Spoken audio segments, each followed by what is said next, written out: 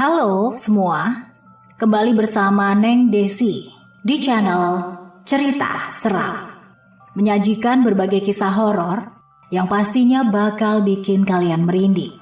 Kali ini, Neng Desi akan membawakan sebuah kisah berjudul Sebuah Titipan dari Alam Lain Gunung Lawu.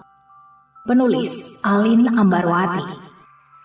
Sebelum kita masuk ke ceritanya, yang belum subscribe channel ini, segera saja tekan tombol subscribe dan notifikasinya, supaya Anda tidak ketinggalan cerita terbaru dari Cerita Seram. Tak perlu berlama-lama, langsung saja kita mulai kisahnya.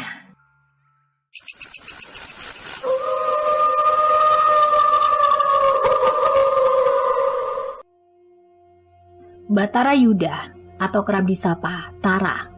Itulah nama yang ayah dan ibuku sematkan pada aku sedari aku lahir ke dunia yang sebelumnya gak pernah aku pijaki. Lahir dari keluarga pecinta alam menjadikanku pribadi yang sangat menggemari petualangan dan juga tantangan. Ayahku kerap kali menceritakan kegemarannya melakukan pendakian. Bahkan hampir semua gunung yang bertengger di Pulau Jawa sudah berhasil ditaklukkan ayahku sejak ia masih muda sampai aku beranjak remaja. Salah satu gunung yang tak pernah luput dari cerita ayah adalah Gunung Lawu. Hampir tiap tahun ayah naik ke Gunung Lawu, dan setelahnya ia pasti menceritakan semua kemegahan Gunung Lawu padaku. Hingga Tara kecil ini selalu memimpikan buat naik dan menaklukkan Gunung Lawu. Namun ayah selalu tidak memperbolehkanku untuk ikut dengannya ketika ia melakukan pendakian ke Gunung Lawu. Karena gak pernah diajak oleh ayah, rasa penasaranku juga makin menggebu-gebu. Tara kecil memiliki impian untuk bisa sampai ke puncak Lawu suatu saat nanti dan membuktikan kemampuannya pada ayah. Salah satu alasan lain yang membuat tekadku makin bulat yaitu ketika ayah selalu mengucapkan kalimat yang secara tidak langsung memacuku untuk bisa menaklukkan puncak Lawu suatu saat nanti. Pertanyaanmu akan terjawab ketika kamu berhasil menemukannya. Itu kata-kata ayahku ketika aku menanyakan apa yang ayah temukan di Gunung Lawu. Hingga ia gak pernah sekalipun absen tiap tahunnya untuk datang dan menaklukkan puncak gunung yang berada di perbatasan Jawa Tengah dan Jawa Timur itu. Perihal Gunung Lawu, aku sempat mengalami hal yang kurang mengenakan ketika mimpiku kepada ayah berhasil aku taklukkan, yaitu mendaki puncak Lawu dan menemukan apa yang selama ini jadi pertanyaan dalam diriku di sepanjang waktu. Tepat 7 tahun lalu, di mana aku sudah mulai tumbuh dewasa, aku bergabung di ekstrakurikuler hiking saat aku mengenyam pendidikan di bangku SMA. Saat itulah titik awal aku memulai sebuah pendakian. Dan gunung pertama yang berhasil aku taklukkan adalah Gunung Merbabu. Baru setelah itu aku menamatkan pendidikanku di bangku SMA dan mulai dunia perkuliahan, aku mulai coba lagi kembali untuk naik gunung. Dan gunung kedua yang aku pijaki adalah Gunung Lawu. Gunung yang selalu diceritakan ayah sejak aku belia. Di bangku perkuliahan, aku bergabung dengan kelompok mahasiswa pecinta alam. Maka gak heran, sedari masa itu aku udah mulai terbiasa dengan aktivitas pendakian. Saat aku bergabung di kelompok pecinta alam, mungkin tiap beberapa bulan sekali, aku sama teman-teman kelompokku naik ke gunung-gunung yang ada di Pulau Jawa. Deretan gunung yang bertengger di Pulau Jawa, satu persatu mulai aku taklukkan. Hingga kepuasan pun berhasil aku dapatkan. Pengalamanku perihal pendakian pun berangsur-angsur mulai melebar. Aku yang semula amatiran, kini perlahan mulai tahu banyak hal tentang perihal pendakian. Wajar saja, ketika itu semangat mudaku kan benar-benar masih membara. Remaja 18 tahun, dengan segudang rasa penasaran terhadap pendakian. Terlebih lagi, aku selalu terinspirasi dengan ayahku yang sudah berhasil menaklukkan banyak gunung, sehingga aku pun menginginkan hal yang serupa. Salah satu pengalaman pendakian yang sampai detik ini tidak bisa aku lupakan di sepanjang hidup, yaitu peristiwa yang sempat aku alami saat aku mendaki di Gunung Lawu. Peristiwa itu secara nggak langsung berhasil mengubah sudut pandangku tentang makna sebuah pendakian. Peristiwa bermula saat kelompok pecinta alam yang aku ikuti akan melakukan pendakian ke Gunung Lawu. Tentu aku sangat bersemangat ketika pertama kali mendengar rencana pendakian itu. Dan tanpa berpikir panjang, aku langsung bersedia untuk gabung dalam pendakian tersebut. Padahal masa itu benar-benar aku mahasiswa baru yang belum lama gabung di kelompok pendakian dan belum memiliki pengalaman selain pengalaman mendaki ke Merbabu ketika SMA. Namun beruntung, anggota kelompok pecinta alam yang sebagian besar merupakan kakak tingkatku nggak mempersoalkan pengalamanku yang terbilang sangat minim. Justru mereka semua sangat mendukung kegiatanku untuk gabung di pendakian di Gunung Lawu mendatang. Dan mereka memintaku untuk latihan fisik supaya tubuhku nanti lebih siap dan bisa lebih maksimal saat melakukan pendakian. Setelah mendengar rencana pendakian tersebut, aku lebih dulu meminta izin pada ayah dan ibu. Bagaimanapun juga, kedua orang tuaku harus tahu, meskipun mereka tentu akan memberikan izin padaku. Karena mengingat ayah pun memiliki kegemaran yang serupa denganku, yaitu mendaki gunung. Setelah ayah dan ibu memberikan lampu hijau pada aku mulai berlatih fisik untuk mempersiapkan segala sesuatunya. Hampir tiap sore, aku berlari mengelilingi gedung rektorat kampus. Nyatanya tak hanya aku seorang yang tiap sore berlari mengelilingi gedung itu. Banyak mahasiswa lain yang melakukan hal serupa. Gedung rektorat kampusku menjelma jadi lintasan lari di setiap sorenya.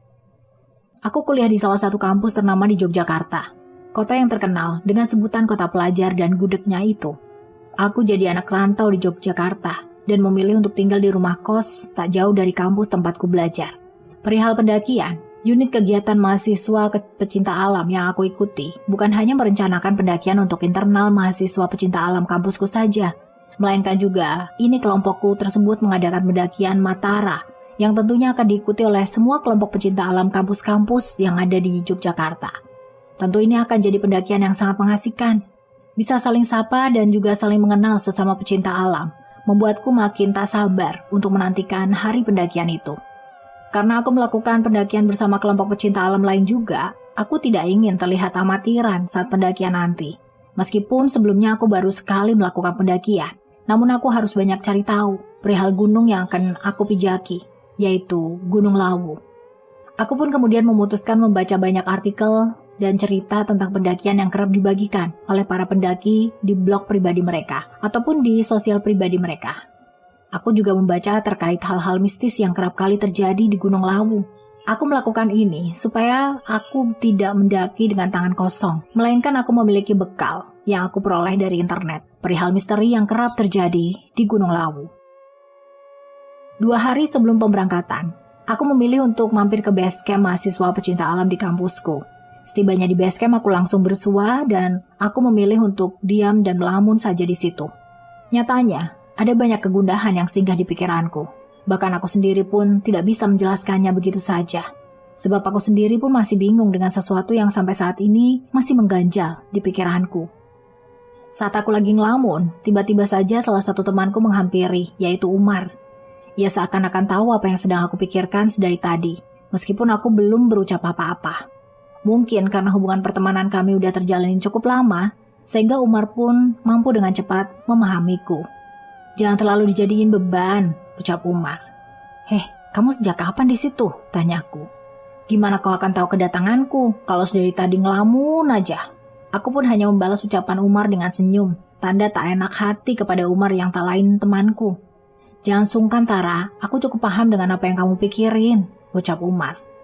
"Kau memang selalu paham ya tentang aku, Mar?" ucapku. "Perihal pendakian Gunung Lawu?" tanya Umar. "Ya, kurang lebihnya seperti itu," ucapku.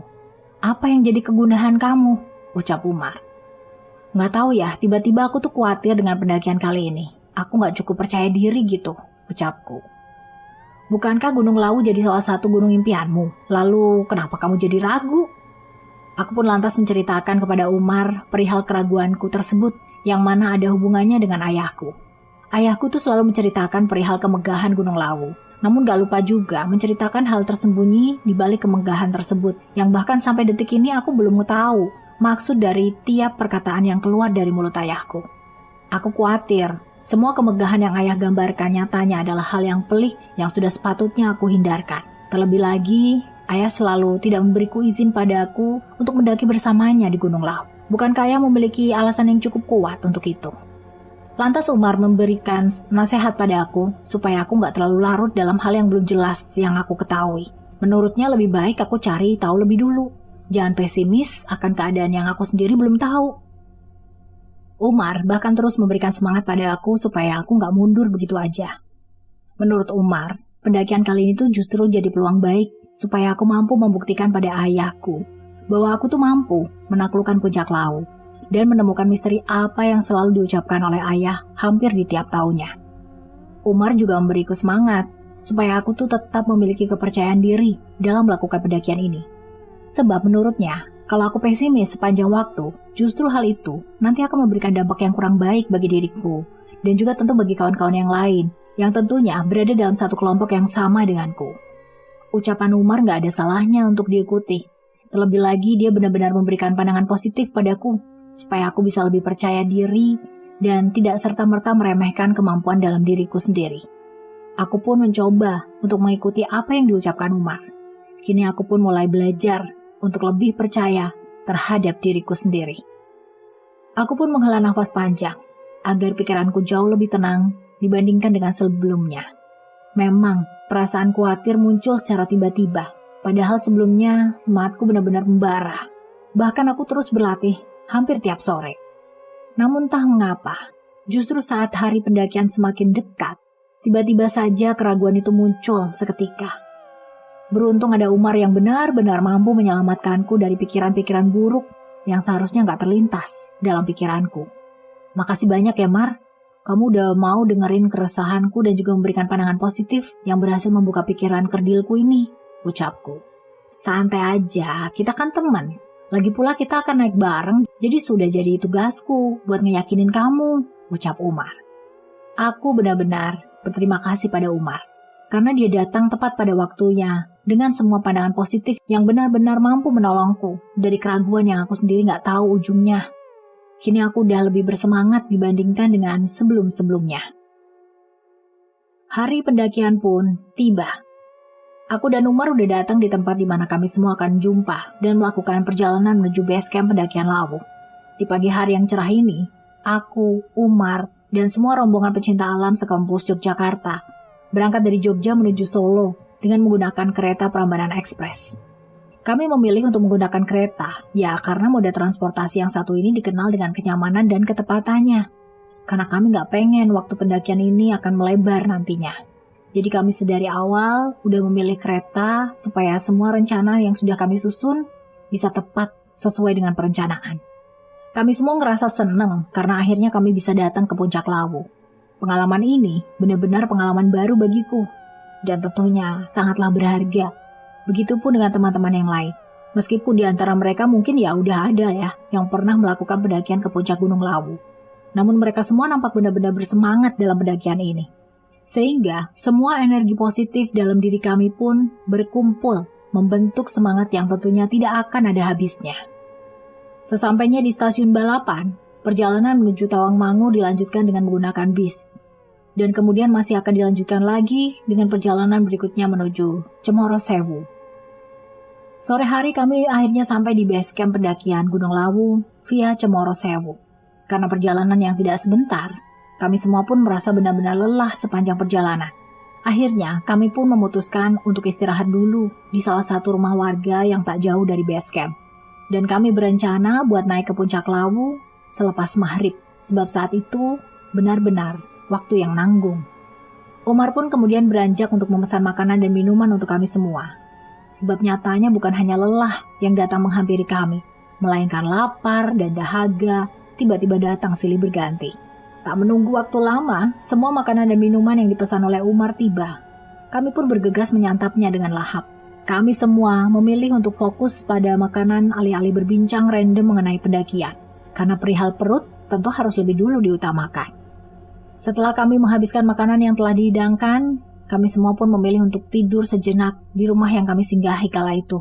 Kami pengen mengumpulkan tenaga supaya tidak lemas saat sudah berada di jalur pendakian nantinya. Sementara aku yang memang sudah prepare sejak lama pun memilih untuk tidur. Sebab aku tidak ingin rasa lelah justru menguasai tubuhku, hingga aku tidak mampu untuk mengontrol diriku sendiri. Begitu pula dengan Umar, ia pun memilih untuk tidur sama seperti aku. Sebab kondisi prima benar-benar sangat dibutuhkan untuk melakukan sebuah pendakian. Terlebih lagi kami akan naik ke puncak Lawu. Aku dan rombongan berencana untuk melakukan pendakian setelah maghrib tiba. Sehingga kami pun bisa bersantai lebih dulu di rumah milik warga tak jauh dari base camp pendakian. Saat aku sedang istirahat tidur, tiba-tiba pikiranku kembali abu-abu. Pitakonmu bakal kejawab yen kowe bisa nemokake, bisik suara dalam mimpiku. Tiba-tiba saja suara ayah muncul begitu saja dan membisikkan kalimat yang gak pernah luput dari ucapan ayah saat ia sedang menceritakan kemegahan Gunung Lawu. Sontak bisikan itu pun berhasil membuat kekhawatiran kembali mencuat. Apa yang sebenarnya akan terjadi? Ada apa di balik ucapan tersebut? Apakah ada hal buruk di balik semua itu? Tantinti, aku memikirkan hal buruk di sepanjang istirahatku. Mataku memang terpejam, namun kegelisahan yang terus mencuat pun membuat lelapku tak berujung nyaman. Aku terus menggerakkan tubuhku karena gelisah, hingga hal tersebut pun secara gak sengaja berhasil membangunkan Umar yang saat itu berada tak jauh dari tempatku terlelap. "Kenapa, Tar? Kok gelisah sekali?" ucap Umar terbangun dari tidurnya. Lantas aku pun menceritakan kepada Umar bahwa bisikan ayahku tiba-tiba saja datang. Bisikan kalimat yang selalu ia ucapkan ketika ia sedang menceritakan kemegahan Lawu. Apa mungkin memang ada sesuatu yang gak sesuai? Lagi dan lagi, Umar berusaha meyakinkanku bahwa semuanya itu akan baik-baik saja. Mimpi hanyalah bunga tidur, dan tidak seharusnya aku larut ke dalam hal yang aku sendiri pun belum tahu dan belum begitu memahaminya. Aku pun kemudian memilih untuk beranjak, bergegas untuk mengambil air wudhu, dan memilih untuk menunaikan sholat, sembari meminta petunjuk pada Yang Maha Kuasa, agar aku diberikan ketenangan, dan gak terus-menerus dihantui kekhawatiran yang benar-benar tak berujung. Setelah selesai menunaikan kewajiban sholat, perasaanku jadi lebih tenang dibanding dengan sebelumnya. Kini aku mulai bisa belajar, menerima, dan memahami banyak hal, termasuk ucapan ayah tentang Gunung Lawu yang sampai saat ini masih jadi misteri. Waktu pun mulai berganti. Langit yang semula terang, perlahan-lahan mulai menghitam, tanda malam akan segera datang. Umar mewakili kelompok kami pun pergi menuju base camp, dan ia mendaftarkan diri kami semua di sana. Setelah selesai, kami mulai melakukan pendakian. Tujuan pertama adalah pos pertama. Perjalanan dari base camp menuju pos pertama kurang lebih ditempuh selama 1 jam. Kondisiku dan juga rombongan sangat prima ketika itu. Jadi kami tidak begitu banyak berhenti dan istirahat. Terlebih lagi, medan yang kami lalui juga masih terbilang landai. Aku berada di urutan kedua setelah Umar, sementara leader kami berada di barisan paling belakang. Karena berada di barisan yang begitu dekat dengan Umar, kami pun sering berbincang di sepanjang perjalanan. Kondisi Gunung Lawu kala itu benar-benar sunyi, gak ada suara pendaki lain selain rombongan kami. Sepertinya memang sangat sedikit pendaki lain yang naik ke Gunung Lawu malam itu. Namun, meskipun kondisi Lawu malam itu begitu sunyi, hal tersebut gak begitu menjadi persoalan bagi kami, sebab jumlah kami pun sudah cukup banyak, sehingga rombongan kami mampu menepis kesunyian malam di Gunung Lawu. "Memang Lawu biasanya sesunyi ini ya, Mar?" tanyaku pada Umar. "Biasanya rame kok, Gunung Lawu itu cukup ramai di kalangan para pendaki," ucap Umar. "Kok ini sepi banget ya?" tanyaku. "Mungkin hanya kebetulan aja, atau mungkin pendaki lain juga udah ada di atas sana, atau mungkin mereka belum mulai pendakian. Ini kan masih terbilang sore, Tara. Banyak pendaki yang lebih memilih mendaki saat malam udah larut," ucap Umar. Betul juga apa yang dibilang sama Umar. Mungkin pendaki yang lain memang belum memulai pendakian, sehingga kondisi jalur pendakian Gunung Lawu juga masih terbilang sepi, sunyi. Malumlah, ini adalah pengalamanku masih begitu minim, sehingga aku banyak melempar tanya pada Umar, yang sudah memiliki banyak pengalaman lebih dari aku. Aku pun kemudian memilih untuk menikmati pemandangan di sepanjang jalur pendakian Lawu. Meskipun kondisi malam itu sudah cukup gelap, namun aku tetap bisa menikmati pendakian ini. Mungkin karena Lawu jadi salah satu gunung yang aku impikan, sehingga aku benar-benar excited di sepanjang perjalanan ini. Setelah menempuh perjalanan kurang lebih 1 jam, kami pun sampai di pos pertama. Kami memilih untuk istirahat di pos pertama, memanfaatkan waktu istirahat untuk sekedar minum dan makan cemilan. Beruntung gak ada kejanggalan yang terjadi di sepanjang perjalanan dari base camp sampai pos pertama. Padahal sebelumnya aku tuh udah benar-benar khawatir kalau saat mendaki aku menjumpai hal-hal yang janggal. Terlebih, aku terus dihantui sama omongan ayahku yang bagiku benar-benar berhasil mengusik ketenanganku. Namun nyatanya, pikiran burukku itu tidak terjadi. Justru aku benar-benar mampu menikmati perjalanan ini. "Beruntung ya, Mar, gak ada kejanggalan yang terjadi," ucapku. "Hush, jangan bicara begitu," ucap Umar sedikit kaget. "Memang kenapa?" tanyaku memang gak tahu banyak. "Khawatir justru setelah ini ada kejanggalan yang terjadi," ucapnya. "Loh, kok bisa gitu, Mar?" ucapku mulai sedikit muncul rasa takut. Kita tuh berada di gunung, segala kemungkinan bisa saja terjadi. Terlebih lagi kalau keluar kalimat-kalimat seperti yang kamu ucapkan tadi, bisa jadi mereka mendengar apa yang kamu ucapkan, ucap Umar. Mereka siapa? Ucapku mulai merasa khawatir. Mereka yang menghuni Gunung Lawu lah, ucap Umar. Seketika, jantungku rasanya berhenti beberapa detik setelah mendengar apa yang diucapkan Umar.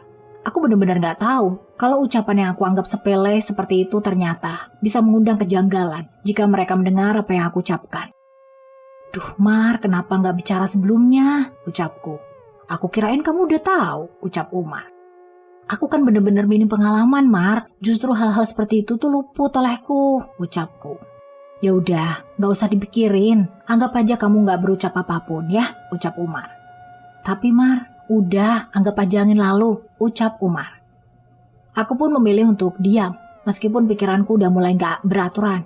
Aku benar-benar menyesal setelah berucap kalimat yang menurutku sepele itu.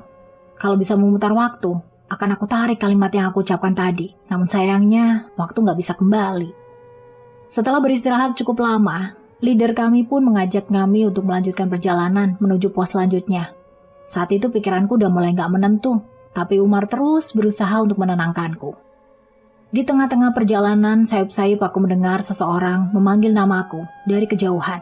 Suara itu terdengar seperti suara seorang perempuan. Batara, panggil perempuan yang tak terlihat wujudnya. Aku pun menoleh ke belakang, namun gak terlihat siapapun. Namun anehnya, suara perempuan itu terus memanggil namaku. Bulu kuduku mulai merinding. Aku pun kemudian mencoba menanyakan suara itu pada Umar. Mar, dengar ada yang manggil-manggil namaku nggak? Tanyaku. Aku nggak dengar suara apapun, ucap Umar. Benarkah? Tapi jelas-jelas ada yang manggil nama aku, Mar. Suaranya mirip suara perempuan, ucapku. Mungkin itu hanya perasaanmu aja kali, ucap Umar. Enggak, Mar. Suara itu benar-benar jelas. Aku nggak mungkin salah dengar, ucapku. Tapi emang aku nggak dengar suara apapun, ucap Umar. Ada apa ini Tuhan? Apa kejanggalan mulai datang menghampiriku? Siapa sosok yang memanggil-manggil namaku? Dan mengapa wujudnya tak terlihat? Mengapa Umar juga nggak ngelihatnya? Muncul pertanyaan-pertanyaan serupa dalam pikiranku, sehingga hal tersebut benar-benar membuatku tak bisa berkonsentrasi dalam pendakian. Apa mungkin semua ini karena ucapanku sebelumnya ya? Ucapku dalam hati. Suara panggilan itu benar-benar menggema di telingaku. Pikiranku yang sebelumnya sudah gusar, malah semakin gusar karenanya. Aku pun berusaha untuk tidak mengindahkan suara itu, namun suara tersebut terus-menerus terdengar. Lirih, namun berhasil menggetarkan gendang telingaku. Kini waktu pun berjalan begitu cepat. Perjalanan malam membuat kami semua lupa akan waktu. Tak kerasa, ini jam udah nunjukin pukul 11 malam. Waktu yang cukup menegangkan, karena sebentar lagi akan terjadi sebuah pergantian waktu antara malam menuju waktu pagi. Kami pun sudah berhasil melewati pos 2 tanpa adanya kejanggalan lain selain suara bisikan yang hanya didengar olehku. Sebab suara bisikan itu jelas-jelas memanggil namaku Batara, yang tidak lain adalah namaku sendiri. Sebab gak ada nama lain yang serupa dengan namaku. Batara Yuda hanya disandang olehku seorang. Meskipun suara bisikan itu sudah menghilang, namun ingatan tentang sosok perempuan tak berwujud yang terus-menerus memanggil namaku tak kunjung hilang dari ingatanku. Suara yang begitu lirih, namun berhasil menggetarkan relung pikiranku dan berhasil memunculkan rasa takut dalam diriku. Aku berharap suara itu gak lagi menggema di gendang telingaku. Karena tengah malam udah tiba, aku yakin sebentar lagi aku dan rombongan sampai di pos 3. Aku berharap di pos 3 ini kami menyempatkan waktu untuk istirahat. Sebab saat berada di pos 2 kami gak berhenti sama sekali. Bahkan untuk sekedar minum pun tidak. Menurut Umar, kami harus bisa menghemat waktu supaya bisa segera sampai di puncak Lawu. Saat penanda di pos 3 mulai terlihat dari kejauhan, aku kembali merasakan keanehan. Bisikan kembali menggema di gendang telingaku. Dan kali ini, bisikan itu benar-benar nyata.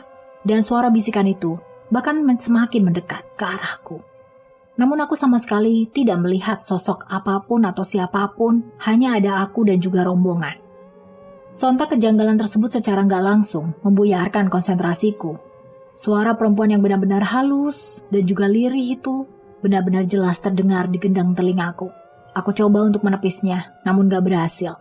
Aku coba untuk meyakinkan diriku sendiri bahwa tidak ada kejanggalan yang terjadi.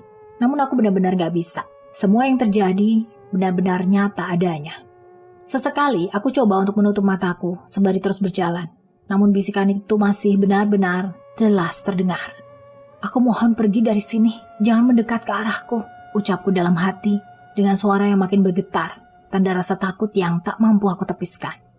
Namun kenyataannya, hal tersebut pun tidak berhasil untuk menghilangkan bisikan perempuan itu. Justru, semakin aku berusaha melawan, bisikan itu semakin dekat dan benar-benar dekat denganku. Aku seakan-akan dikuasai oleh bisikan itu, hingga tanpa sadar, aku justru terpisah dari rombonganku. Saat berada di pos kedua, aku dan teman-teman rombonganku sempat bertukar posisi. Aku yang semula berada di barisan kedua dari depan, berganti posisi dengan teman yang ada di posisi kedua dari belakang. Dan kemudian disusul oleh Umar persis di belakangnya, di urutan paling akhir.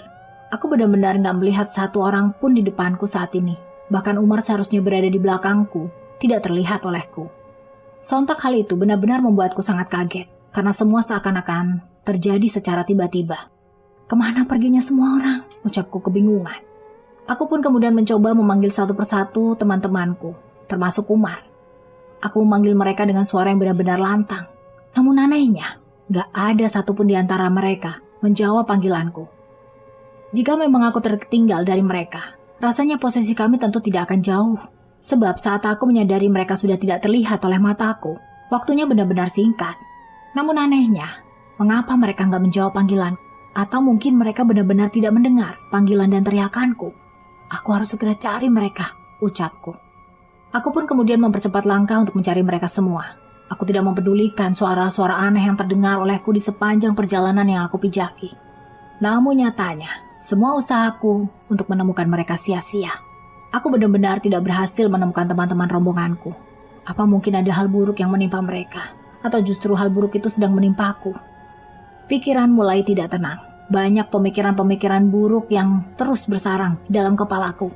Mungkin hal tersebut berhasil membuatku merasa bingung atas segala hal yang aku sendiri juga gak tahu pasti. Kini, pandanganku pun mulai berubah.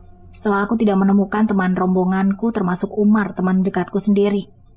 Tiba-tiba saja aku melihat sebuah bangunan kuno yang begitu mirip dengan bangunan kerajaan, jauh di depan mataku. Bangunan kuno tersebut seperti bangunan yang sering aku lihat di buku-buku sejarah sewaktu SMA dulu.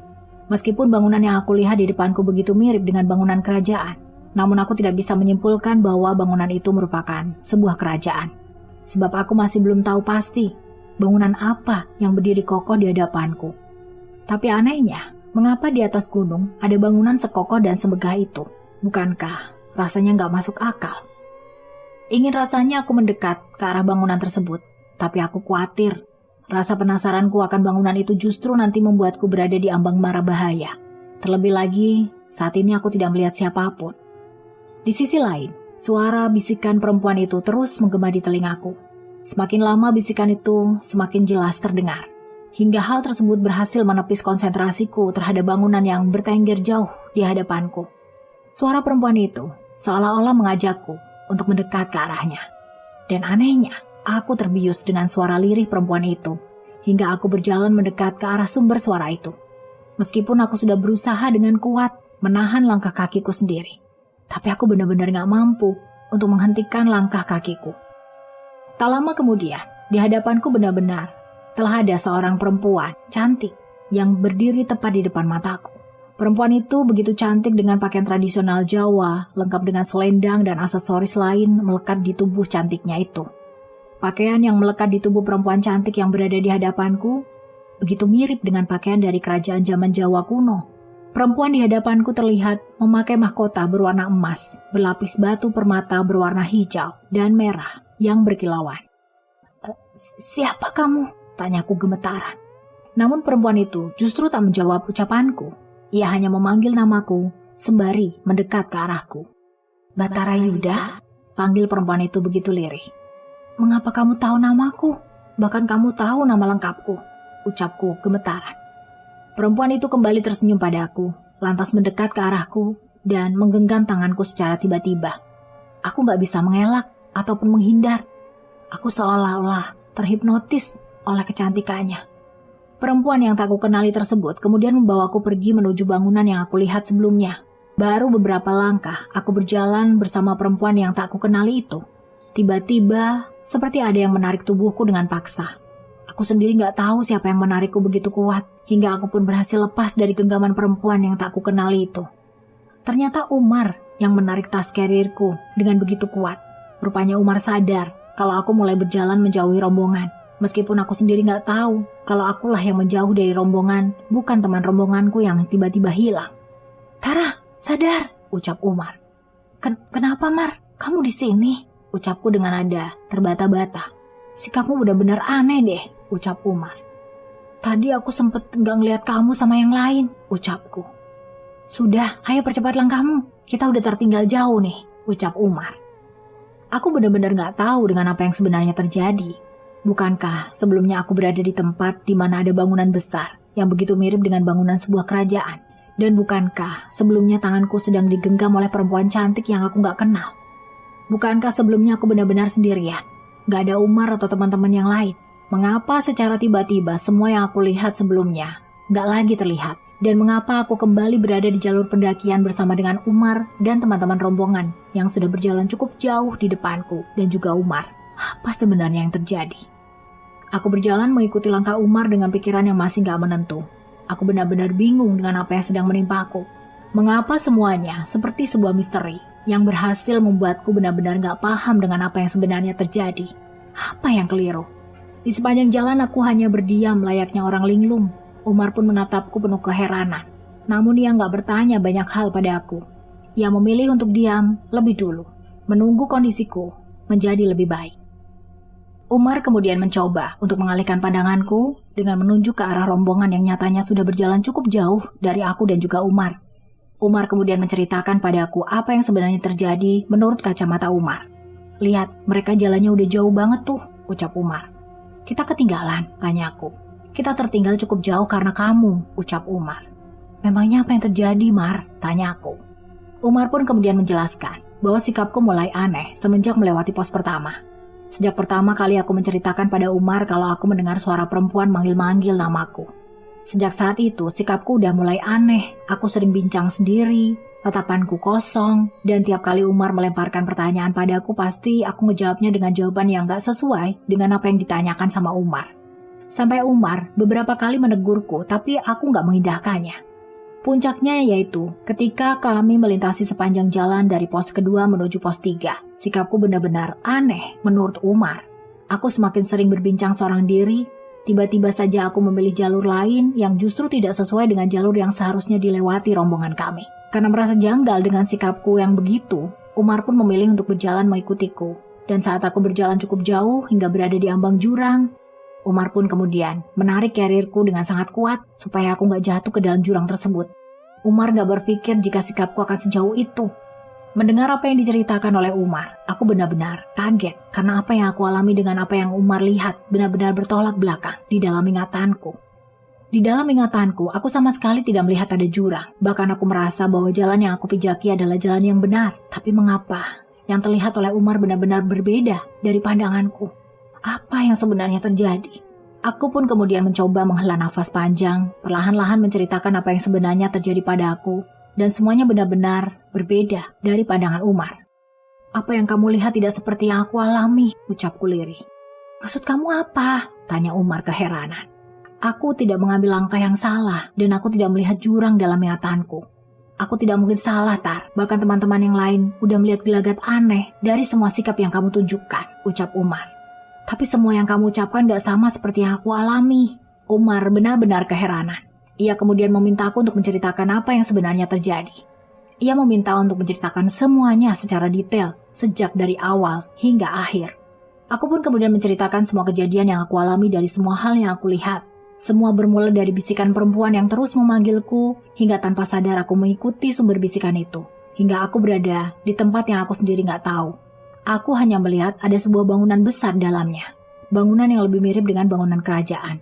Di sana kemudian aku melihat sosok perempuan cantik yang secara tiba-tiba berdiri di hadapanku. Ia memanggil namaku dengan sangat lengkap. Lantas ia pun menggenggam tanganku, membawaku ke sebuah tempat yang aku sendiri juga gak tahu. Namun ketika perempuan itu akan mengajakku, tiba-tiba saja ada seseorang yang menarik tubuhku dengan begitu kuat. Dan ternyata itu adalah kamu, Umar. Setelah itu aku berada di tempat yang sama seperti Umar. Setelah mendengar semua ceritaku, pikiran Umar pun mendadak kacau. Ia menganggap apa yang aku ucapkan hanyalah khayalan semata. Sebab rasanya nggak mungkin ada sebuah bangunan besar yang begitu mirip dengan sebuah kerajaan di atas gunung yang memiliki tanah tidak rata. Rasanya semua yang terucap dari mulutku tidak benar. Namun itulah yang terjadi padaku, entah Umar percaya atau tidak. Namun aku berucap yang sebenarnya. Tanpa ada yang ditambah-tambahi ataupun dikurang-kurangi, semuanya terjadi padaku. Namun sepertinya Umar berusaha untuk mencerna semua hal yang aku ceritakan. Meskipun ia sendiri masih terlihat tidak percaya dengan peristiwa yang aku alami. Namun setidaknya ia tidak membantah ucapanku begitu saja. Setelahnya, semua peristiwa yang menimpaku, Umar semakin protek terhadapku. Ia terus mengawasi semua hal yang aku lakukan. Karena ia terus berjalan beriringan denganku. Ia berusaha untuk menjagaku sebaik mungkin. Karena ia gak pengen hal buruk terjadi padaku. Sahabat baiknya yang gak lain adalah aku. Jangan diam ya Tar. Khawatir ada makhluk lain yang tiba-tiba merasuki kamu, ucap Umar. Gak akan ada kok. Tenang aja Mar, ucapku mencoba menenangkan Umar. Gak mungkin aku bisa tenang. Aku harus terus ngawasin kamu, ucap Umar. Iya, ucapku. Kami pun kemudian mempercepat langkah menyusul teman-teman rombongan lain. Umar terus berusaha mendekatkanku dengan teman rombongan yang lain. Harapannya, supaya pikiranku kembali seperti sedia kala. Tak berselang lama, Umar kembali melihat gelagat aneh dariku. Ia kemudian langsung menarik tanganku, mempercepat langkahnya, hingga kami berhasil menyusul teman-teman rombongan. Berkali-kali, Umar mengingatkanku agar aku tidak terus diam dengan pikiran kosong. Umar jadi orang yang paling khawatir dengan keselamatanku, sebab ia sadar kalau aku sudah mulai terpengaruh dengan makhluk lain yang bersemayam di Gunung Lawu. Dan Umar sepertinya sadar kalau gangguan makhluk itu terus saja datang menghampiriku, meskipun aku sendiri tidak kunjung menyadarinya. Meskipun pengalaman Umar dibandingkan denganku lebih banyak, namun Umar dianggap anak baru dibanding teman-teman di dalam rombongan kami.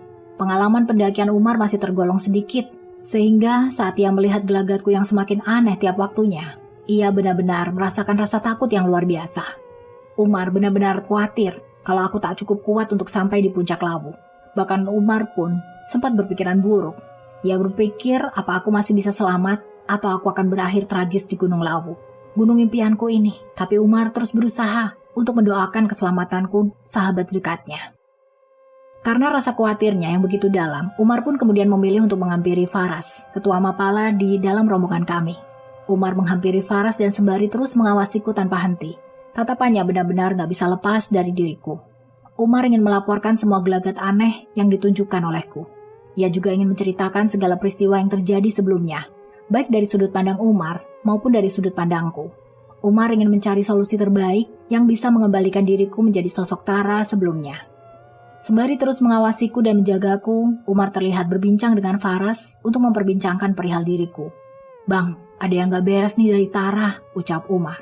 Maksudnya gimana? Aku kemudian mengarahkan Faras agar ia mau menatap dan mencoba memperhatikan dengan detail gestur yang ditunjukkan olehku. Dan benar saja, Faras pun berpikiran sama dengan Umar. Namun penyebab gesturku yang tak biasa tersebut di antara Umar dengan Faras tidak sependapat. Umar berpikir jika perubahan sikap yang ditunjukkan olehku adalah pengaruh makhluk gaib yang ada di Gunung Lawu. Sementara Faras berpikir jika perubahan sikap yang ditunjukkan olehku hanya karena kelelahan selama pendakian. Faras juga berpikir bahwa kemungkinan aku mengalami hipotermia yang mengakibatkan aku jadi seperti orang linglung. Terlebih lagi, perjalanan menuju pos 3 yang saat ini kami lewati memiliki trek yang gak biasa. Jalur yang kami pijaki menuju pos ketiga terus-menerus menanjak hingga hal tersebut tentu membuat pendaki-pendaki yang belum memiliki cukup pengalaman sangat kewalahan. Apa yang harus kita lakukan, Bang? Terlepas dari penyebabnya, tanya Umar. Kita harus sadarkan dia segera, kalau tidak kita semua tentu akan menyesal, ucap Faras. Mendengar hal tersebut tanpa sadar air mata Umar pun jatuh. Ia benar-benar gak bisa berpikir dengan jernih lagi. Umar benar-benar gak pengen kehilangan Tara. Terlebih lagi, keduanya sudah berteman cukup lama. Di sisi lain, Umar pun terus berusaha membujuk Faras agar ia bisa sesegera mungkin bertindak. Terlebih lagi ia merupakan ketua mahasiswa pecinta alam yang bertugas di dalam pendakian ini. Umar benar-benar berharap supaya Faras mampu menolongku agar aku bisa kembali seperti sedia kala. Umar benar-benar kalut dengan situasi yang saat ini sedang ia hadapi. Di satu sisi ia tidak pengen terjadi hal buruk dengan Tara. Namun di sisi lain, ia sendiri gak bisa bertindak apapun. Terlebih lagi sesaat setelah menceritakan kondisi Tara pada Faras. Justru ia semakin menemukan titik kebimbangan saat Faras tidak percaya dengan tutur katanya yang mengatakan bahwa Tara terkena gangguan. Namun Faras justru mengatakan bahwa Tara hanya kelelahan karena suhu badannya cukup tinggi ketika Faras mengeceknya. Karena persoalan tersebut, Umar pun gak begitu memperhatikanku. Saat itu ia begitu abai terhadapku. Wajar saja, pikiran Umar sendiri juga lagi gak menentu. Dan setelah Umar dan Faras berusaha untuk berdamai atas semua kondisi yang terjadi, tiba-tiba saja Umar sudah tidak lagi melihatku di tempat semula, yaitu di bebatuan besar yang tak jauh dari posisi dia saat berbincang dengan Faras. Sontak hal tersebut pun benar-benar membuat kaget. Ia bahkan langsung kelimpungan untuk mencariku saat itu juga. "Loh, kok Tara udah gak ada?" ucap Umar kaget. "Bukannya tadi dia ada di atas tumpukan batu," ucap Faras. "Sebelumnya memang ada di sana, tapi mengapa dia tiba-tiba udah gak ada di sana ya?" ucap Umar keheranan. Sontak peristiwa itu benar-benar membuat Umar dan Faras kebingungan. Sebab sebelumnya mereka gak pernah menyangka kalau peristiwa tersebut akan terjadi. Keduanya pun memutuskan memberitahukan kepada teman-teman yang lain supaya bisa melakukan pencarian terhadapku. Sebab kondisiku itu benar-benar mengkhawatirkan, sehingga mereka pun tidak bisa tinggal diam. Mereka semua mengitari pos ketiga untuk mencari keberadaanku saat itu. Hampir setiap pendaki yang melintas, mereka tanyai perihal keberadaanku. Namun gak ada satupun di antara mereka yang tahu atau bahkan pernah melihatku. Semuanya menjawab dengan jawaban yang serupa, yaitu mereka belum pernah bertatap wajah denganku dan tidak tahu menahu perihal keberadaanku. Alhasil, rencana pendakian mereka pun kacau seketika. Puncak yang semula menjadi tujuan utama beralih menjadi pencarian terhadapku yang lebih diprioritaskan. Karena teman-teman di dalam rombongan kala itu tidak begitu tahu tentang kronologis hilangnya diriku, mereka pun kemudian menanyakan apa yang sebenarnya terjadi. Lantas Umar dan Faras menceritakan apa yang sebenarnya terjadi hingga berakibat menghilangnya aku dari pandangan mereka berdua. Di posisi ini, Umarlah yang paling merasa bersalah. Gak seharusnya ia abai terhadapku kala itu, dan tidak seharusnya ia hanya fokus dengan pembicaraannya bersama Faras. Lawu yang sebelumnya begitu sunyi, kini beralih jadi lawu yang benar-benar riuh. Pendaki lain yang sebelumnya tidak ada, kini mulai berlalu lalang. Dan suara kicau burung di tengah malam pun membuat suasana kala itu jadi semakin mencekam. "Kita harus segera temukan Tara, secepat mungkin," ucap Umar. Setelah aku memberikan instruksi untuk mencari Tara, mereka semua pun berpencar dan mulai mencari Tara semaksimal mungkin. Hampir setiap orang yang mereka temui tak pernah luput dari pertanyaan terkait keberadaan Tara. Namun tak ada satupun yang melihat Tara. Rasanya benar-benar aneh menurut Umar. Sebab kondisiku kala itu tidak memungkinkan untuk pergi seorang diri. Umar pun langsung berpikiran negatif. Ia berpikir mungkin saja makhluk yang terus mengganggu Tara itu yang justru membawa dia pergi entah kemana. Umar pun mencoba memberitahukan asumsinya tersebut pada Faras dan teman-teman yang lain. Namun Faras dan teman rombongan justru tidak berpikir demikian. Mereka justru berpikir, mungkin saja Tara memang pergi tanpa arah karena kondisinya kala itu hampir mirip dengan orang yang sudah mulai linglung. Kembali terjadi perdebatan antara Umar dan Faras dan teman yang lain dalam rombongan itu. Karena kesal, Umar pun memilih untuk mencari Tara seorang diri karena ia tidak ingin mendengar asumsi yang tidak serupa dengan asumsi miliknya. Dalam hal ini, Umar memang cukup sensitif terhadap persoalan yang berkaitan denganku. Karena Umar tahu betul bagaimana kondisiku sebelum aku menghilang kala itu. Hanya Umar yang tahu ceritaku tentang bangunan kerajaan dan perempuan berbusana kerajaan yang mengajak Tara masuk ke dalam bangunan itu. Di mana yang Umar lihat tidaklah sama. Justru Umar melihat Tara akan masuk ke dalam jurang, bukan masuk ke dalam bangunan yang serupa dengan kerajaan. Hanya Umar yang tahu, tidak dengan Faras, tidak juga dengan teman-teman yang lain di dalam rombongan. Sehingga sangat wajar kalau antara Umar dengan teman-teman yang lain terus berbeda pendapat terkait peristiwa yang menimpaku kala itu. Umar memilih untuk beranjak seorang diri. Namun di sini Faras sebagai ketua mahasiswa pecinta alam kampus mencoba untuk menahannya. Menurut Faras, kalau Umar pergi seorang diri justru hal buruk yang lain bisa saja datang. Khawatir Umar juga bisa menghilang karena tersesat atau yang lain. Teman lain di dalam rombongan tersebut pun sependapat dengan ucapan Faras. Namun Umar tetap kekeh dengan pandangannya sendiri dan gak goyah sedikit pun. Karena Umar merasa jika di antara dia dengan teman-teman yang lain tidak satu pandangan. "Kamu jangan egois dong, Mar. Kalau kamu pergi sendirian untuk cari Tara, hal buruk yang lain bisa saja datang menghampiri kamu, ucap Faras. Gak ada hal buruk lainnya, aku harus segera menemukan Tara, dia dalam bahaya, ucap Umar. Kamu juga dalam bahaya kalau bertindak seperti ini, ucap Faras. Aku bisa jaga diri, sementara Tara kondisinya sedang gak baik-baik aja, ucap Umar. Turunkan egomu, demi kepentingan semuanya. Kita akan cari Tara bersama-sama, tanpa ada satupun orang yang pergi sendirian, ucap Faras. Terserah apa katamu bang, aku akan tetap pergi sendiri untuk cari Tara, ucap Umar. Ya udahlah, terserah apa kata kamu, ucap Faras naik pitam. Umar pun kemudian tak menjawab ucapan Faras dan memilih untuk tidak mengindahkannya. Ia justru memilih untuk pergi dan tidak menggubris petuah yang diucapkan oleh Faras. Belum jauh langkah Umar dari rombongan, tiba-tiba saja petir datang menyambar hingga membuat kaget Umar dan teman-teman yang lain. Astagfirullahaladzim, teriak Umar. Sontak Umar pun menghentikan langkahnya, memilih untuk kembali ke rombongan, mengurungkan niatnya untuk pergi seorang diri. Umar memang cukup penakut, meskipun sebetulnya ia sangat teguh terhadap pendiriannya. Namun karena petir yang tiba-tiba saja menyambar, Umar pun lantas berpikir bahwa mungkin saja ini merupakan peringatan dari Tuhan supaya tidak bertindak seenaknya, hanya karena ia terlampau khawatir dengan kondisi Tara. Bagaimanapun juga, jika terjadi hal buruk terhadap Umar, teman-teman yang lain di rombongan juga akan mengalami kesulitan. Aku ikut kalian aja, ucap Umar gemetaran. Gitu dong Mar, turunkan egomu. Lagi pula meskipun kami tidak sepenuhnya percaya dengan cerita mistis dan makhluk gaib yang katanya bersarang di tubuh Tara, namun kami tetap mempunyai rasa kepedulian dan tentu akan cari Tara bagaimanapun caranya, ucap Faras. Iya bang, aku minta maaf, aku hanya terlampau khawatir sama Tara. Dia satu-satunya sahabat dekatku bang, ucap Umar.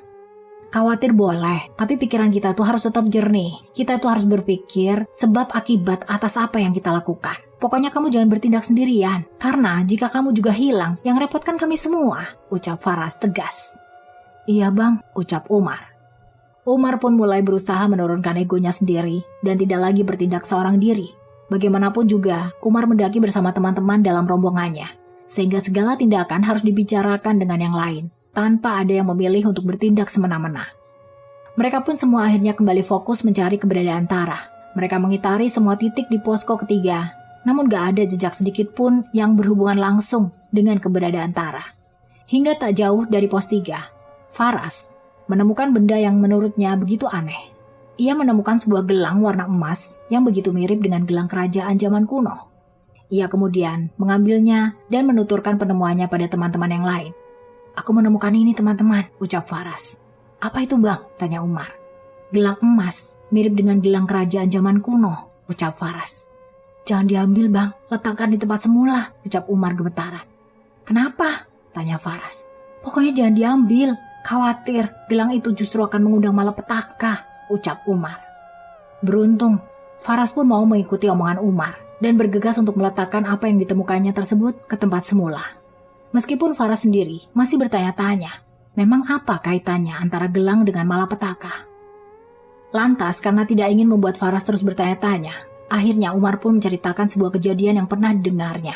Kejadian yang menimpa salah seorang pendaki yang berakhir tewas karena mengambil sebuah benda yang terlihat begitu asing tanpa mengindahkan konsekuensi yang bisa didapatnya.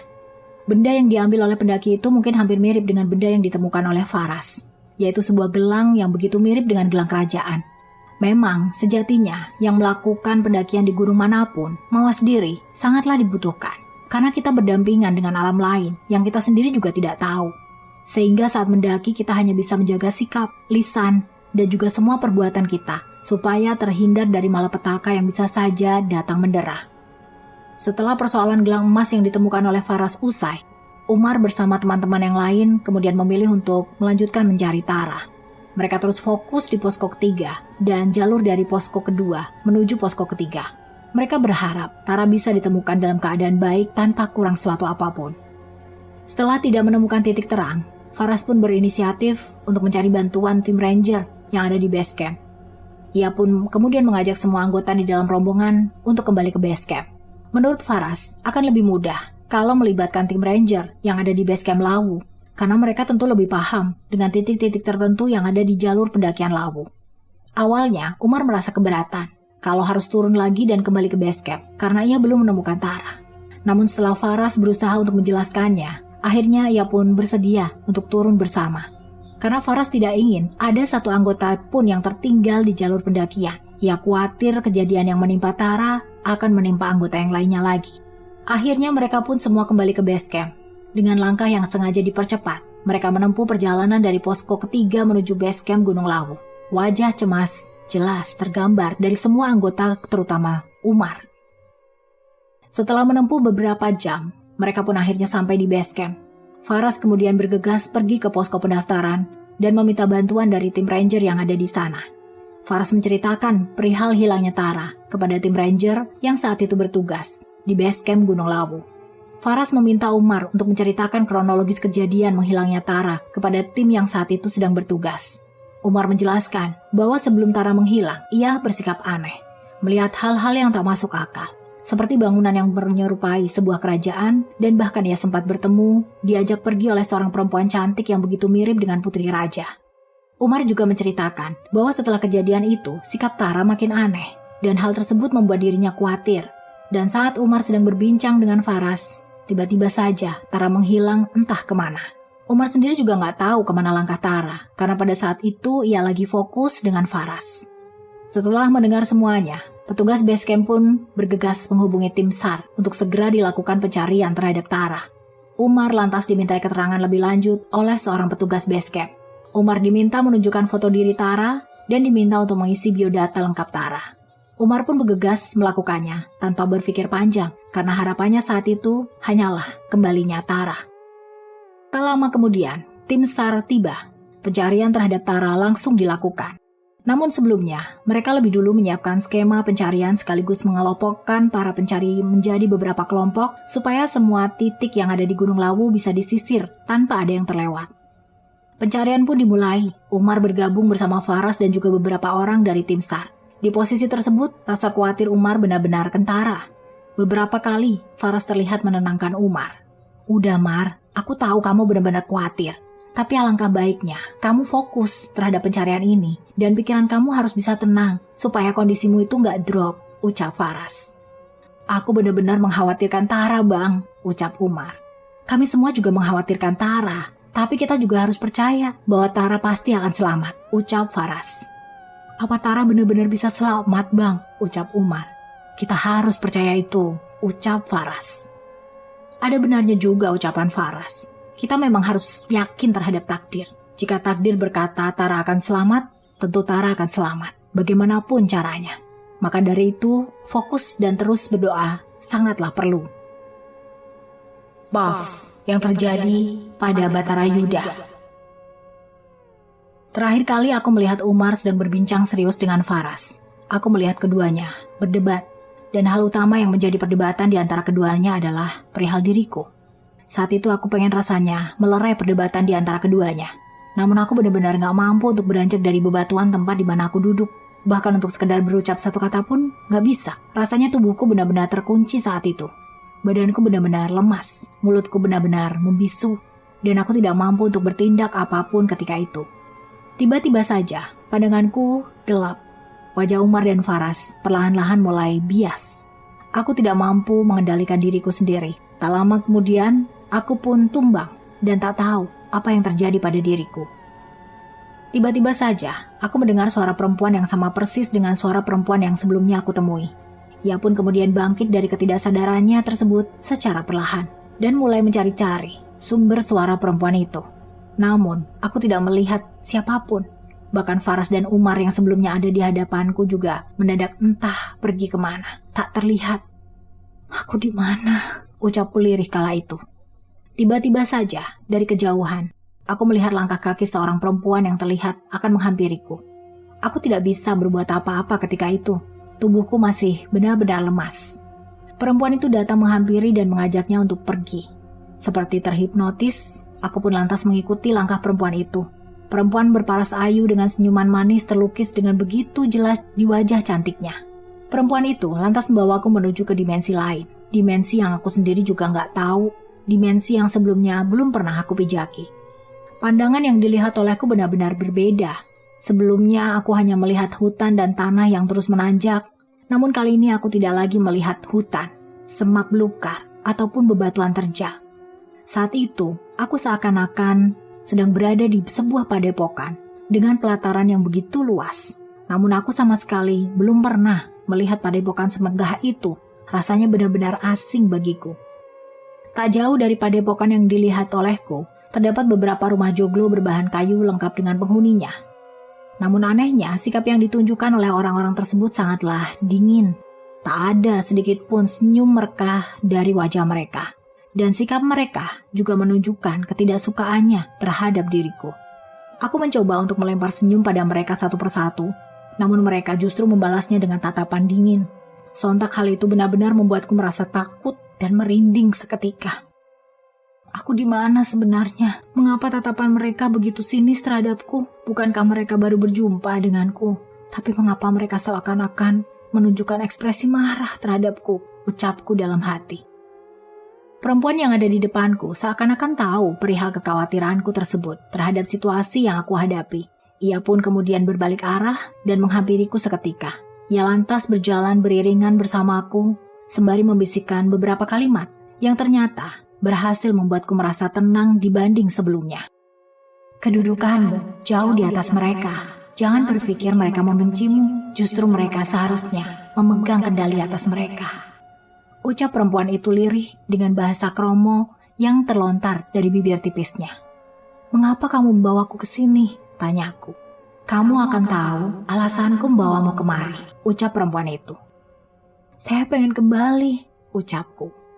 Kamu pasti akan kembali, tapi sebelum itu, kamu harus bertemu dengan seseorang di sini, ucap perempuan itu. Seseorang siapa? Tanyaku. Kamu akan segera mengetahuinya, ucap perempuan itu lirih. Apa aku tidak bisa mengetahuinya sekarang? Tanyaku. Sayangnya belum bisa, ucap perempuan itu. Akhirnya aku pun memilih waktu yang akan menjawabnya. Perempuan ini lantas membawaku masuk ke sebuah padepokan, mempersilahkan aku untuk duduk dan menunggu seseorang yang dimaksud oleh perempuan itu sebelumnya. Aku pun memilih untuk melihat semua titik yang ada di dalam tempat yang saat ini aku singgahi. Satu kata yang pertama kali aku ucapkan adalah megah. Tempat ini benar-benar megah, layaknya sebuah singgasana. Bahkan di hadapanku ada sebuah kursi tinggi yang begitu mirip dengan kursi singgasana seorang raja. Lantas aku pun sempat berpikir, mungkin saja tempat yang saat ini aku singgahi benar-benar sebuah kerajaan Jawa kuno. Karena terlihat dari semua sudut yang ada di tempat ini, benar-benar begitu mirip dengan gambaran rumah kerajaan yang pernah aku lihat di buku-buku pelajaran sejarah saat aku duduk di bangku SMA. Tak lama kemudian, ada seorang pria paruh baya dengan baju raja melekat di tubuhnya datang ke arahku. Ia lantas duduk di atas kursi singgasana yang aku maksudkan tadi.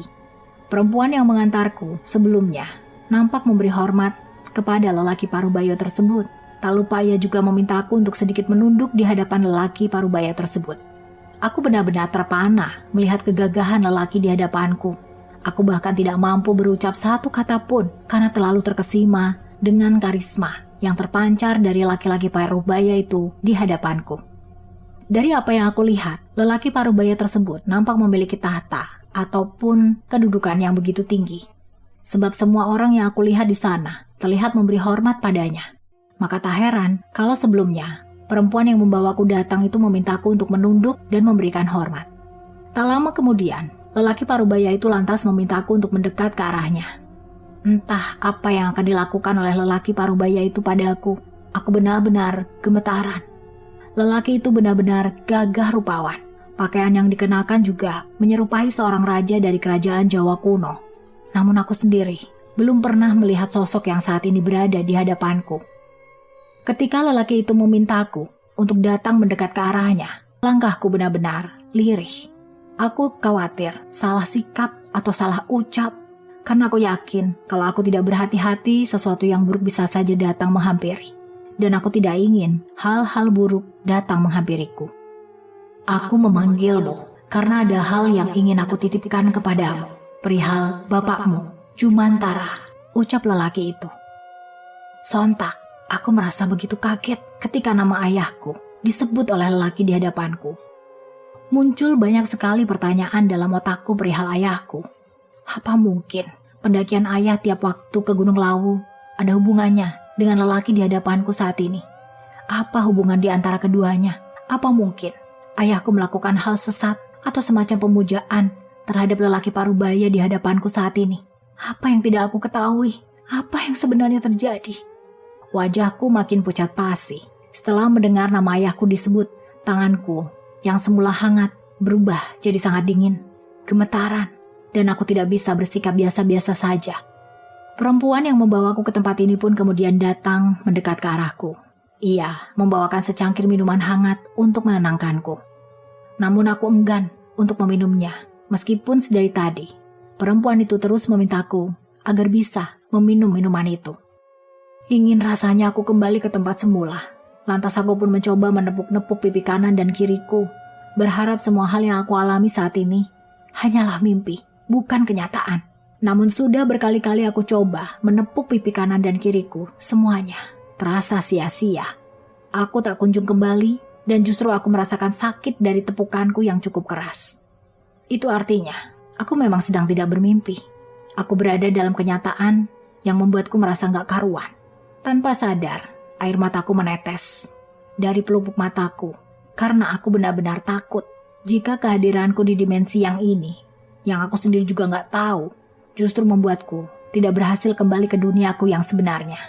Ayah, tolong aku, ucapku begitu lirih dalam hati. Lelaki parubaya di hadapanku terus menatap ke arahku. Sepertinya dia paham kalau aku merasakan gejolak perasaan yang tidak menentu. Sepertinya ia juga sadar akan rasa takut yang saat ini sedang aku rasakan. Tak lama kemudian, lelaki parubaya itu melempar senyum ramah padaku. Sontak, hal tersebut berhasil mengurangi rasa takut dalam diriku kala itu. Padahal, lelaki parubaya itu hanya menyebutkan nama ayahku saja, yaitu Jumantara. Namun pikiranku udah benar-benar gak karuan. Ingin rasanya aku tetap berpikiran positif perihal ayahku Jumantara. Namun rasanya benar-benar sulit. Aku pun teringat kembali ucapan ayahku perihal Gunung Lawu, di mana ayahku selalu memintaku untuk mencari sendiri apa yang jadi pertanyaanku. Selain itu saat aku kembali hendak ke Gunung Lawu, tiba-tiba saja bayangan ayahku muncul dengan berucap kalimat yang serupa yang selalu diucapkannya. Ingin rasanya aku menceritakan semua peristiwa yang aku alami kepada Umar saat ini juga. Namun aku tidak melihat sosok Umar ataupun teman yang lain. Aku benar-benar sendirian. Ingin rasanya aku menjerit, berlari sekencang mungkin. Namun aku benar-benar tak bisa melakukannya. Tuhan, tolong selamatkan saya, ucapku memohon. Dalam situasi genting seperti itu yang aku alami, terbersit dalam pikiranku yang menyalahkan ayahku. Karena sejatinya keinginanku yang begitu besar menaklukkan Gunung Lawu. Semuanya bermula dari cerita yang selalu ayah ceritakan, perihal kemegahan Gunung Lawu, hingga Tara kecil selalu bermimpi bisa menaklukkan Gunung Lawu suatu saat nanti. Namun ketika impian itu sudah ada di depan mata, justru aku mendapati hal yang benar-benar tidak aku duga. Kemana perginya hutan, semak belukar, dan bebatuan terjal yang sebelumnya aku pijaki? Mengapa Lawu kini berubah jadi singgasana kerajaan? Bagaimana aku bisa sampai di tempat yang aku sendiri gak tahu? Rasanya pengen menghilang begitu saja. Namun lagi-lagi, aku tidak mampu. Aku benar-benar sendirian. Jika tahu peristiwa yang menegangkan ini akan menimpaku, aku tidak akan pernah bermimpi untuk menaklukkan Gunung Lawu sebelumnya. Namun semuanya sudah terjadi. Aku tidak bisa pergi berlari. Aku hanya diminta untuk menghadapi semua hal yang memang sudah sepatutnya aku hadapi. Lantas aku pun kemudian memberanikan diri mendekat ke arah lelaki parubaya itu di hadapanku dan menanyakan, apa hubungannya dengan ayahku Jumantara? Mengapa lelaki parubaya itu menyebut nama ayahku dengan begitu lantang? Mengapa Bapak mengenal ayahku? Tanyaku gemetaran. Aku sangat mengenal ayahmu, Nak, ucap lelaki parubaya di hadapanku. Sejak kapan Bapak mengenal ayahku? Ucapku. Sejak lama, bahkan semenjak ayahmu belia, ucap lelaki di hadapanku. Apa ayahku berbuat salah kepada Bapak? Atau ayahku melakukan pesugihan atau semacamnya? Dan ayahku mengantarkanku kemari untuk ditumbalkan, ucapku mulai berpikiran buruk. Tidak seperti itu, Nak, ucap lelaki parubaya itu di hadapanku. Lalu apa yang membuat Bapak menarikku kemari, lantas menyebut nama ayahku? Tanyaku. Akan aku jelaskan semuanya padamu, nak. Tapi kamu tenang dulu, ucap lelaki itu. Aku tidak bisa tenang, Pak. Aku sangat ketakutan, ucapku gemetaran. Ayahmu tidak melakukan kesalahan. Ayahmu tidak melakukan ritual pesugihan ataupun tumbal atau apapun yang kamu sebutkan, nak. Akan saya jelaskan semuanya padamu, ucap lelaki parubaya itu. Lantas aku pun berusaha tetap bersikap tenang meskipun rasanya sangat sulit.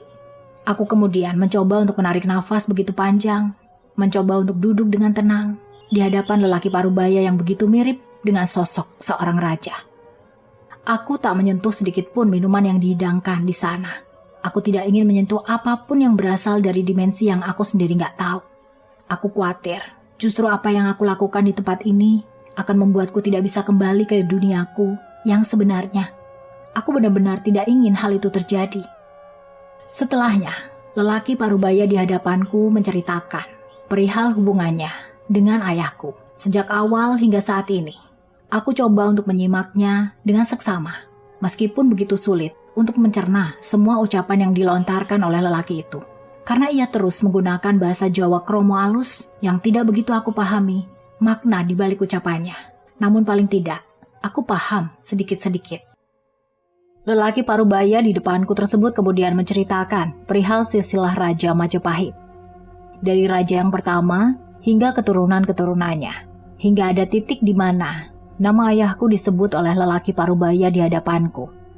Lelaki parubaya tersebut menyebutkan bahwa ayahku tidak lain adalah Jumantara, merupakan salah satu keturunan dari kerajaan terbesar di Nusantara. Ayahku merupakan keturunan jauh dari kerajaan Majapahit. Begitu pula dengan lelaki parubaya yang ada di hadapanku itu. Ia merupakan seorang raja dari kerajaan Majapahit yang tentunya memiliki hubungan darah dengan ayahku Jumantara. Jika ayahku merupakan keturunan jauh kerajaan Majapahit, itu artinya dalam darahku pun mengalir darah kerajaan yang saat ini aku pijaki. Apa mungkin kedatangan ayah di tiap waktunya di Gunung Lawu itu ada hubungannya dengan kerajaan Majapahit yang diceritakan oleh lelaki parubaya di hadapanku ini? Benar saja, lelaki parubaya di hadapanku kemudian menceritakan perihal pengabdian ayahku kepada kerajaan yang ada di Gunung Lawu. Lelaki tersebut mengatakan bahwa Jumantara yang gak lain adalah ayahku selalu melakukan ritual keselamatan tiap bulannya di Gunung Lawu, bukan untuk melakukan ritual pesugihan, melainkan ritual keselamatan yang bukan hanya diperuntukkan istri dan anaknya, melainkan juga keselamatan penghuni Gunung Lawu itu sendiri dan juga keselamatan untuk masyarakat Jawa yang tinggal di sekitar Gunung Lawu. Meski demikian, aku masih belum paham kaitan antara semua hal yang terjadi dengan diriku sendiri hingga aku bisa masuk ke dalam dimensi ini. Aku masih belum bisa mencerna dengan baik segala hal yang terjadi padaku. Meski demikian, setelah lelaki parubaya itu menceritakan semua hal padaku, terutama semua hal yang berkaitan dengan ayahku, sontak aku langsung berpikir tentang beratnya tugas yang diemban oleh ayahku selama ini. Ia harus naik ke Gunung Lawu tiap bulannya, melakukan ritual keselamatan, dan kembali lagi ke rumah. Hal itu ia jalani sepanjang hidupnya. Pasti sangat berat menjadi ayah. Namun ketika ia di rumah, ia tidak pernah menunjukkan rasa lelahnya tersebut padaku ataupun ibu. Ia justru hanya menceritakan perihal kemegahan Gunung Lawu, namun tidak dengan hal pelik di dalamnya. Ayah, akan aku pastikan ayah tidak lagi merasakan rasa lelah yang berkepanjangan, ucapku dalam hati. Aku pun membayangkan setiap langkah ayah yang begitu berat untuk bisa ngerumati Gunung Lawu itu tiap waktunya.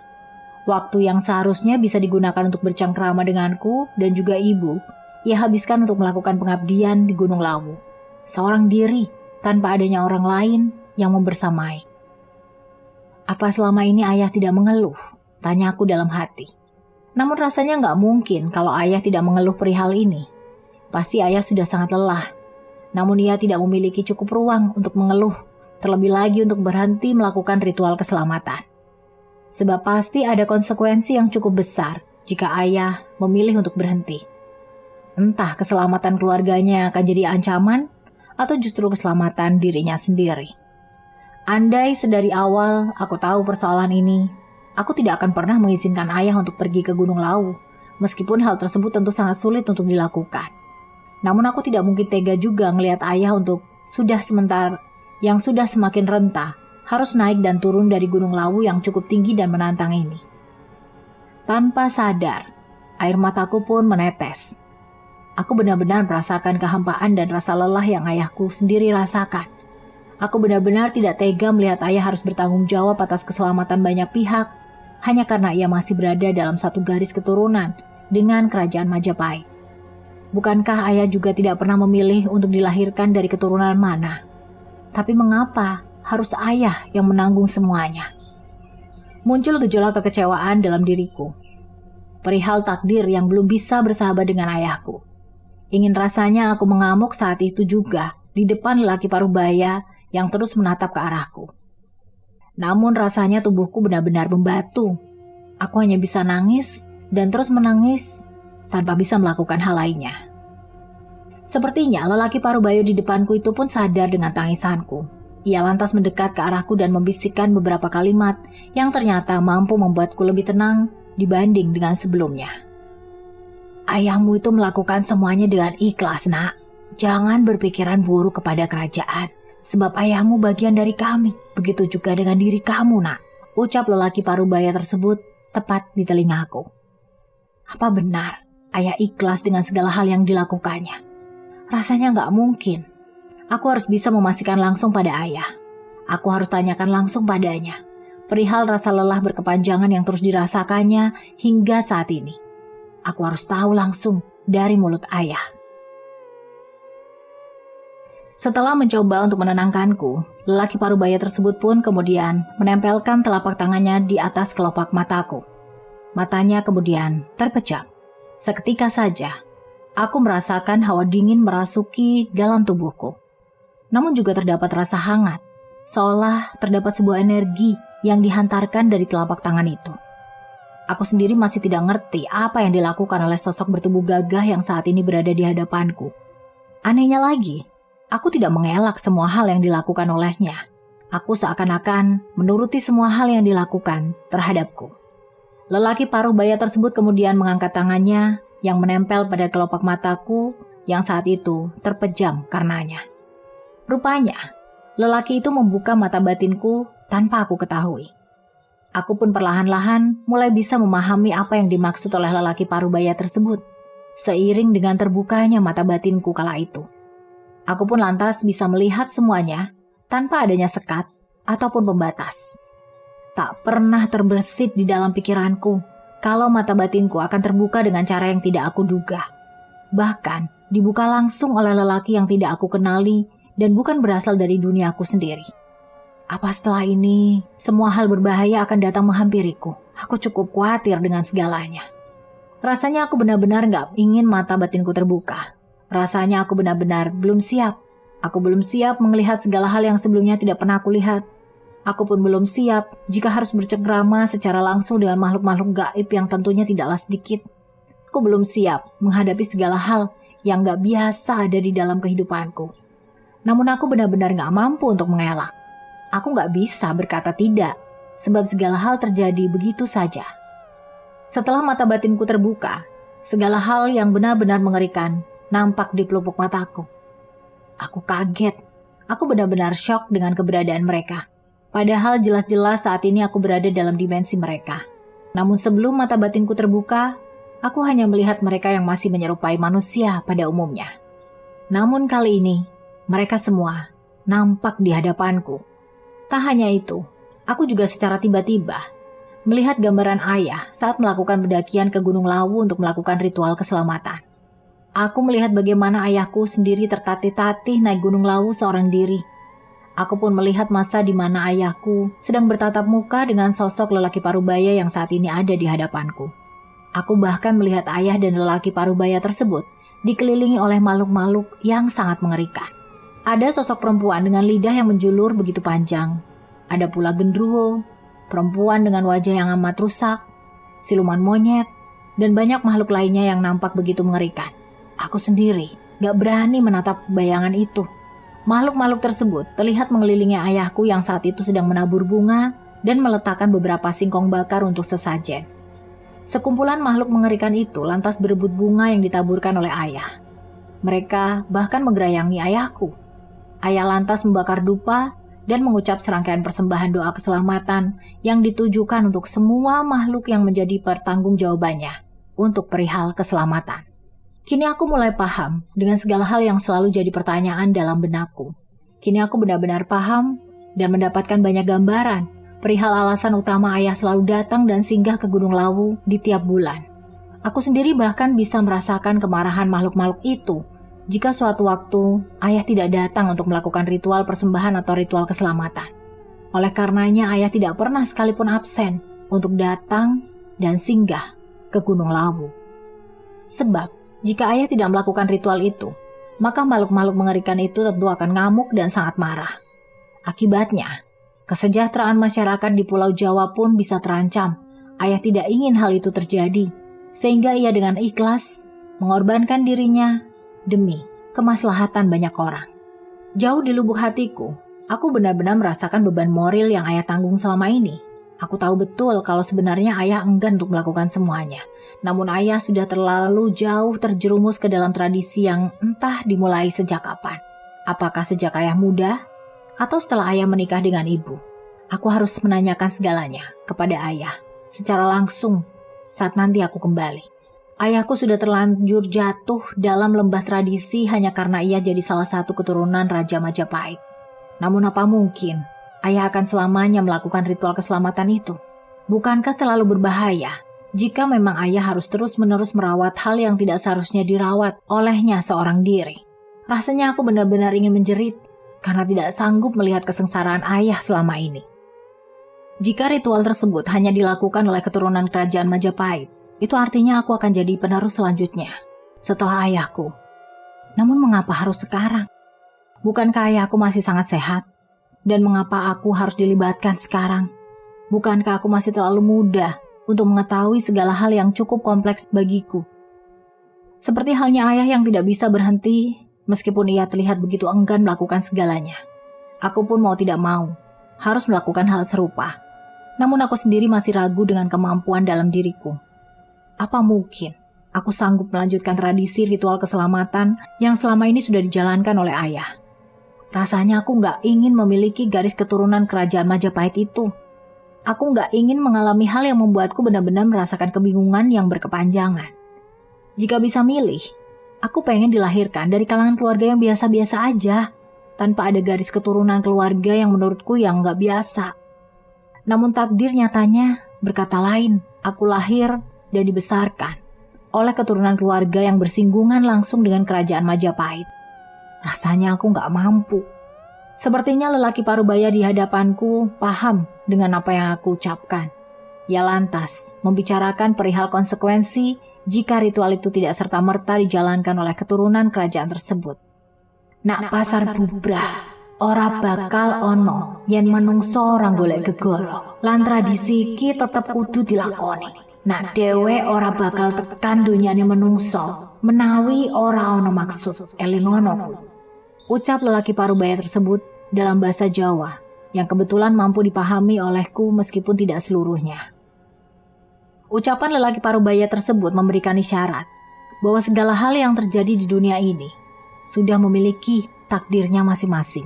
Kalau manusia dan makhluk lain ingin hidup berdampingan, mau tidak mau, aku ataupun ayah harus terus melakukan ritual keselamatan yang biasa dilakukan oleh ayahku.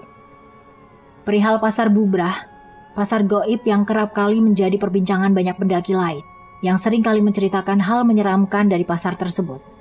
Nyatanya keangkeran pasar bubrah ada karena ulah manusia itu sendiri.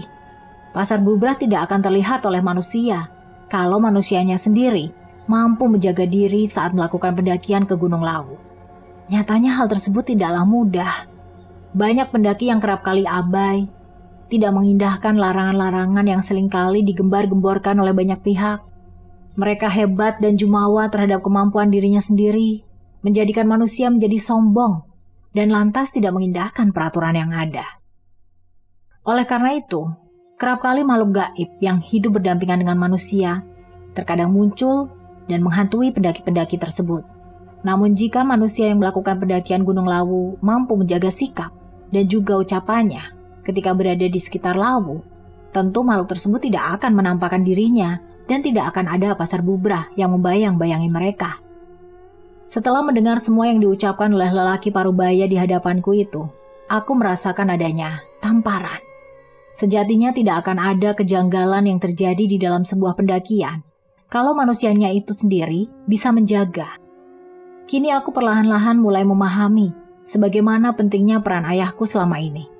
Menjaga keselamatan banyak orang itu tidak mudah, namun ayahku mampu menuntaskannya.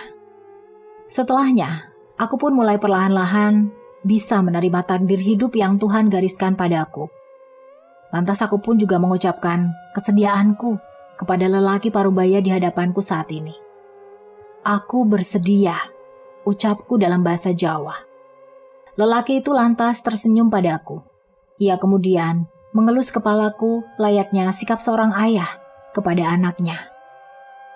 Aku telah memutuskan untuk meneruskan apa yang sudah seharusnya aku teruskan. Meskipun saat ini masih ada ayah yang biasa melakukan segala halnya sendiri. Namun setelah ini, akan aku pastikan, ayahku tidak akan lagi pergi seorang diri. Aku tahu, beban ayah begitu berat. Oleh karena itu aku akan berusaha untuk lebih meringankannya. Sejak saat itu, duniaku seolah-olah berubah. Tara yang sekarang mengemban tugas yang jauh lebih besar dibandingkan dengan Tara sebelumnya. Aku hanya berharap aku mampu melewati segalanya dengan baik dan tidak bertindak sembrono nantinya. Namun satu hal yang akan segera aku lakukan pasca kembali ke rumah, yaitu aku akan bersimpuh di hadapan ayah.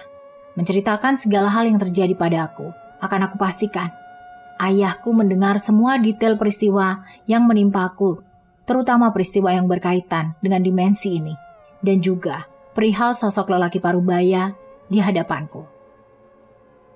Lelaki parubaya tersebut pun kemudian berjanji padaku untuk senantiasa memberikanku kemudahan.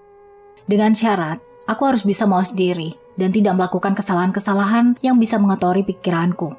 Ia juga berjanji akan mengembalikanku dalam keadaan selamat tanpa kurang suatu apapun. Benarkah aku bisa kembali ke duniaku? Tanyaku kegirangan. Tentu, akan aku kembalikan ke duniamu dan aku akan menjagamu dari jauh. Ucap lelaki tua itu dengan menggunakan bahasa kromo. Terima kasih banyak, saya akan selalu mengingat petuah yang Bapak sampaikan pada aku, ucapku. Setelahnya, aku diminta untuk memejamkan mata. Lelaki parubaya tersebut pun melakukan sesuatu untuk mengembalikanku ke duniaku. Dan benar saja, aku dikirimkannya kembali ke Gunung Lawu. Namun aku berada di tempat yang tidak semestinya. Aku berada di dalam jurang, dalam kondisi tidak sadarkan diri. Aku tidak menyadari keberadaanku saat itu. Hal terakhir yang aku ingat adalah hal-hal yang dilakukan sebelum aku memejamkan mata dan kembali ke duniaku. Di sisi lain, Umar dan tim SAR terus melakukan pencarian. Hari pertama pencarian tidak membuahkan hasil. Mereka tak kunjung menemukanku ketika itu. Hingga mereka memutuskan untuk melanjutkan pencarian esok harinya dengan jam yang jauh lebih pagi dari sebelumnya. Dengan harapan aku akan lekas ditemukan.